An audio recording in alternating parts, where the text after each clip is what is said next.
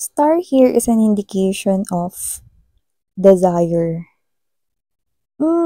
Pwede na rin sigurong pangarap, pero parang ito yung klase ng um, desire na posibleng nag-exist sa material world. So, it could possibly mean na parang yung mga bagay na nabibili, yan, no, ng money, or yung mga mabilis maabot ng kamay kind of thing. Yan. But for some reason, nakakuha ako ng dalawang desire. Parang coming from this side, it could be coming from an outside energy. Meron din siyang desire. And meron ka rin ditong desire. So, parang dalawang desire yung nakukuha natin dito. But we'll see kung ba't dalawa yun. At sino ba yung isa?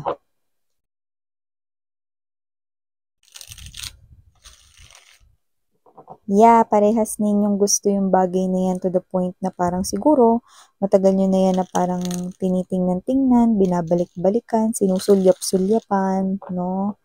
Yan. Kung ano man yan, it could be anything na material things. So, that's what we're gonna find out all together. Thank you so much, Archangel Michael, together with the angels and guides and ancestors of my Nakshis or my collective people.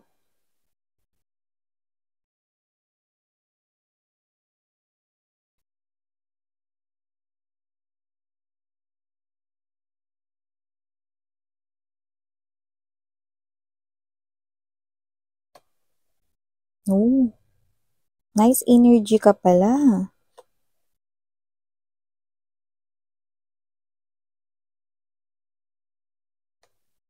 Yeah. Mm-mm-mm-mm. Mm-mm. Hmm. Well, hindi na talaga nawawala yun sa human beings, mga mahal, no? Okay. See, very good energy ka pala talaga.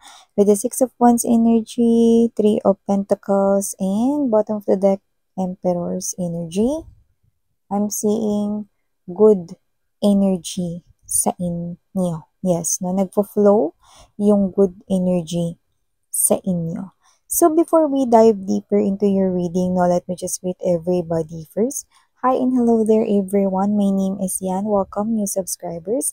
And sa mga returning kong mga viewers at wala talagang sawa na umaantabay at tumatambay dito ng mga subscribers, thank you po sa inyong walang sawang support and love for me. So wala po tayong gender ha, babae, lalaki, LGBT, lahat po kayo welcome.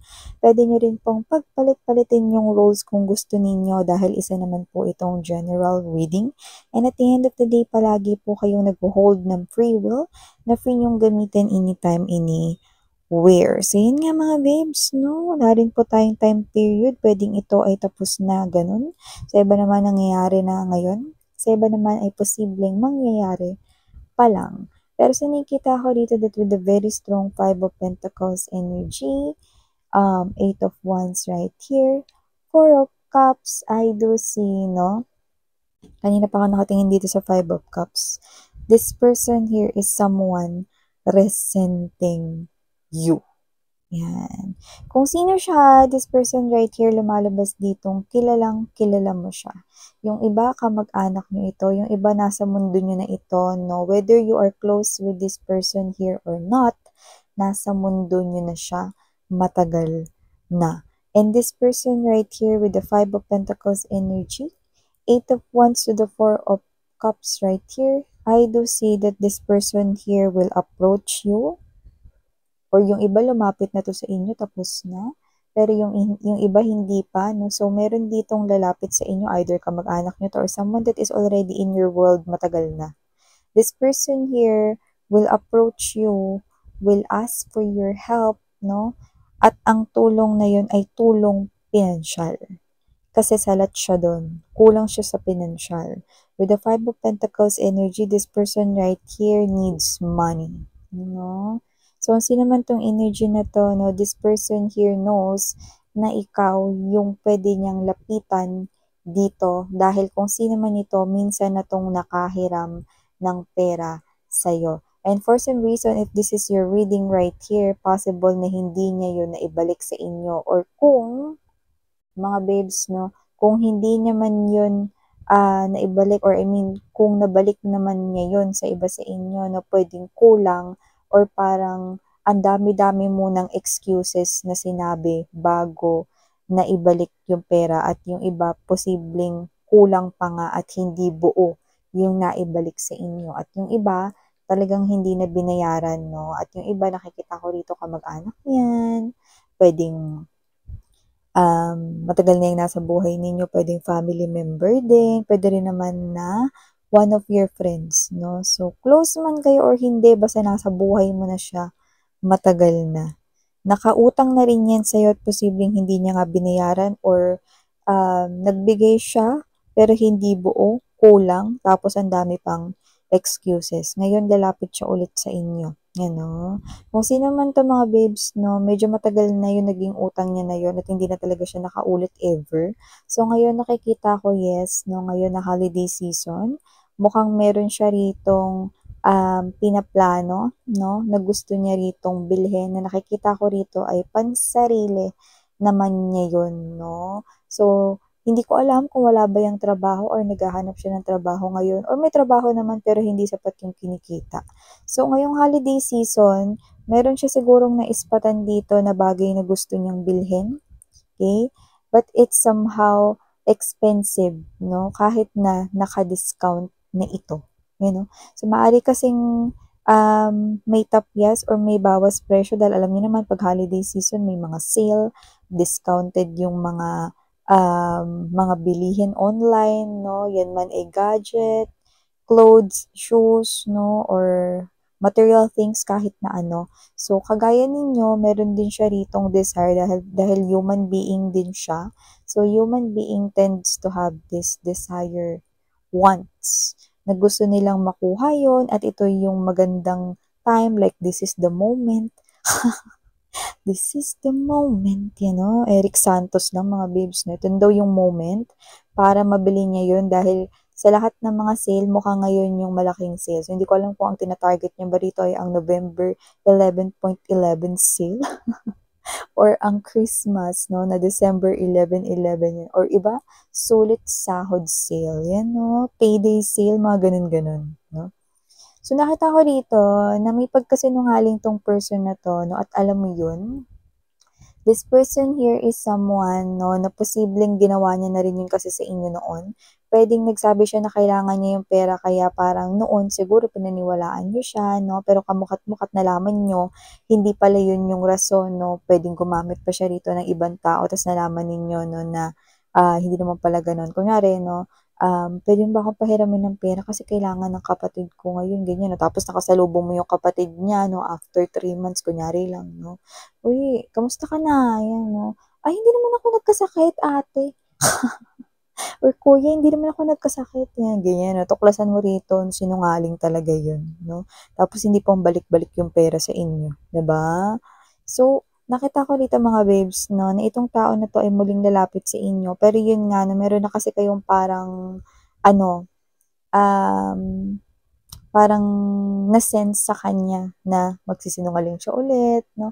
Alam mo kasi hindi niyo din naman masisisi yung sarili ninyo dahil minsan na kayong napagsinungalingan ng taong ito. So, hindi na siya katiwa-tiwala, no, sa inyong paningin. Kaya naman, no, itong person na to, no, is lalapit sa inyo ulit, no, at ito kayo na yung energy ninyo, no, na ibubuga sa kanya rito, no, ay medyo may cautious na or may pag-iingat na dito sa inyong energy. So, nakita ko rito na parang after knowing na yung incident before, or after nung nangyari na hindi niya kayo nabayaran, hindi na talaga siya makakaulit dito. So ngayon, sa paglapit niya ulit sa inyo, dahil hihiram siya rito ng pera, no, na medyo malaki-laki ito, no, with the Four of Cups energy, you will right away say no. Like, tatanggihan mo siya rito, yan, no, at sasabihin mo sa kanya that with the Ten of Coins energy, and there's this Four of Coins, yan, no, tatanggihan mo siya rito dahil sasabihin mo na kailangan mo rin ang pera mo. Ang taray! Kailangan ko rin kasi yung pera ko eh. Yan o! Ulitin mo nga. pasensya ka na, pero kailangan ko rin kasi ng pera ko. Yan, 'di ba? So, nakita ko dito, no, that with this 9 of Coins energy, this is you dahil holiday season rin, no, meron ka rin gustong iregalo or i-treat sa iyong sarili, no? So, meron ka rin siguro ditong bibilihin na medyo mahal, no? Sabihin na natin mga babes, no, na kunwari iPhone 16 yung bibilihin mo Pro Max, 'di ba? Yung pinaka-latest, yan, 'di ba? So, kunwari yun yung bibilhin mo, basta kahit na ano, na medyo mahal, no? Tapos ireregalo mo sa sarili mo ngayon, no? Yan. So, nakita ko rito na magiging direct ka or straightforward ka rin naman, no? So, sasabihin mo sa kanya, pasensya ka na pero sa iba ka na lang humiram kasi kailangan ko ng pera ko ngayon. Yan. Yan. So, parang ikaw to na pwedeng ganun yung sabihin mo or parang may paggagamitan kasi ko ng pera ko. Yan. So, nakita ko rito, no, na wala siyang magagawa dahil tatanggi ka rito. Wala naman siyang magagawa rito, no, kung hindi ka magpapahiram, no. Pero lumalabas kasi dito na after ng ilang months, no, or after ng ilang weeks dito, makikita kanya, okay? So, yung nakikita ko rito, makikita kanya rito, no, at meron siya ritong masasabi. With the 7 of Cups energy, Page of Swords right here, no, Two of Pentacles, yan mga babes, no, hindi ka man lang nagdalawang isip daw. Yan, oh. So, kung ano man siguro yung sinabi niya sa inyong rason, no, siguro parang dramatic na naman yun, melodramatic na naman yun, no, pero hindi mo alam na meron siyang gustong bilhin lang palang pansarili niya. So, may ibang tao na naman siguro siyang ginamit dito, no. Alam mo yung mga melodramatic, no, may nagkasakit, may mga ganun-ganun, no. So, parang siya to na mahilig gumamit ng mga drama, no? So, hindi na yun epektibo sa inyo, kaya tinanggihan niyo siya rito, no? Tapos, posibleng nakita niya kayo na meron kayong iPhone 16 Pro Max, di ba? Yan, no? Latest yung cellphone ninyo, di ba? Tapos siya to na, di na ako piniram ng pera, hindi man lang siya nagdalawang isip dito. Tapos yung cellphone niya ngayon, iPhone 16 Pro Max. Grabe, ba naman tong tao na to? Ba naman to si collective na to? Hop! Pep, pep, pep, pep, pep. Yan, no? Nagre-resent ka kay collective with the 8 of Coins energy. Pera niya yun. Uy. At saka hindi nagsinungaling sa'yo si collective. Sinabi lang niya na kailangan niya rin ng pera niya. No? Pera niya kasi yun. At pinagtrabahuhan niya yun, pinaghirapan niya yun. Kaya wala kang pakialam kung gusto niyang bumili ng iPhone 16 Pro Max o gusto niyang bilhin yung buong mall. Kasi pera niya yun. Yan o. At ikaw, sinungaling ka. Yan o. Nanghihiram ka ng pera, gagamit ka pa ng ibang tao, tapos yung mga tao na yon na normal naman, wala namang karamdaman, no? Parang you're also cursing din na mangyari yun sa kanila dahil ganun yung mga pinagsasabi, pinagkakalat mo dito para makakuha at makahita ka ng pera. Di ka naman marunong magbayad. Yan, no? Kaya kung sino ka man, wala kang karapatan na sabihan si collective ng ganyan dahil pera niya yun, no? Parang hindi siya magdadalawang isip sa'yo. Eh, sinungaling ka. Hindi ka nagbabayad ng utang mo. Ano? Diba? Tsaka, alam mo kasi ganito yan eh. People spend more than the money that they have. Diba? Ganun yun eh. Because they want more. Okay? So, siya kasi hindi marunong makontento at higit sa lahat, hindi marunong mag-ipon. 'Di ba? At saka dapat pag marunong ka mangutang, marunong ka rin magbayad. Hoy, yun yung masasabi ko sa kanya rito, no? So, this person here is resenting you. Pero kagaya nga ng sinabi ko, human beings, no, ay tend rin to kuda, no, to tell everything that they want to say, na lumalabas na lang basta sa kanilang mga bibig, dahil yun yung mga naiisip nila dito, dahil hindi mo sila pinagbigyan, dahil hindi mo sila tinolerate, no? Human being talaga ang kanyang energy. This energy do not understand that you are also a human being who has desire to give to yourself. Nabigyan rin ng present ang sarili mo dahil Pasko naman eh. Dahil New Year naman eh. Diba? So, this is what you realize. That you have to give to yourself. na hindi dapat ikaw yung mawawalan. At saka meron ka na kasing first experience with this person. And yung feeling na naramdaman mo nung nilapitan ka niya ngayon is the same feeling, no? Which is based on your intuition. Okay? Na hindi na naman ito magbabayad. 'Di ba? Tapos ang mapupundi, ang mapipindi yung bagay na gusto mong bilhin for yourself, 'no? Ikaw na naman yung dehado dito. So, never na yun nangyari. Kaya naman, ngayon, nakapagtagumpay ka na rito na mabili yung gusto mo. And at the same time, yung perang pinaghirapan mo ay napunta rin sa'yo, 'no? At yung bagay na pinag-ipunan mo, no, ay ito rin ay makukuha mo. iPhone 16 Pro Max man yan or ibang gadget or anumang material na bagay, appliances, even furnitures or whatever, no, na may pagka-expensive dito, makukuha mo yan. Yan yung pinaghirapan mo at matagal mo na yan dito. Alam mo kasi mga babes, no, una sa lahat kailangan matuto tayong magsabi ng no. Not all the time magsasabi tayo ng yes. Especially kung yung energy na dumalapit is mga buhaya. Okay? When we say buhaya, kabig lang ng kabig, no? Kahit pera mo yan, wala silang pakialam, babay na. Diba? Parang ganun.